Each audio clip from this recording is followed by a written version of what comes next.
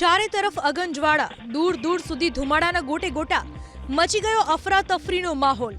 આગના આ દ્રશ્યો પ્રયાગરાજના મહાકુંભ મેળાના છે, જ્યાં આગ લાગતા 20 થી 25 જેટલા ટેન્ટ બળીને ખાખ થઈ ગયા। સૌથી પહેલા વિવેકાનંદ શિબિરમાં આગ લાગી હતી। શોર્ટ સર્કિટ કે પછી કોઈ આગના તણખાથી આગ લાગી હોવાની આશંકા છે, જે બાદ આગ વધુ પ્રસરતા એક બાદ એક 20 થી 25 જેટલા ટેન્ટમાં આગ પ્રસરી ગઈ।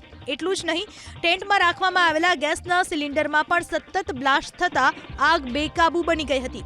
આગની ઘટનાની જાણ થતાં જ તાત્કાલિક આસપાસના અન્ય શિબિરોને પણ ખાલી કરવામાં આવ્યા। આગની ઘટનાની જાણ થતાં સ્થાનિક પ્રશાસને રાહત અને બચાવ સહિતની કામગીરી તેજ કરી। સાથે જ ફાયર બ્રિગેડની ટીમે ભારે જહેમત બાદ આગ પર કાબૂ મેળવી લીધો। સૌથી મોટી રાહતની વાત તો એ છે કે આગની ઘટનામાં હજુ સુધી કોઈ પણ ઈજાગ્રસ્ત થયું હોવાના સમાચાર નથી। તો ઘટના બાદ મુખ્યમંત્રી યોગી આદિત્યનાથ પણ ઘટના સ્થળે પહોંચ્યા અને સમગ્ર ઘટનાનું સંજ્ઞાન મેળવ્યું।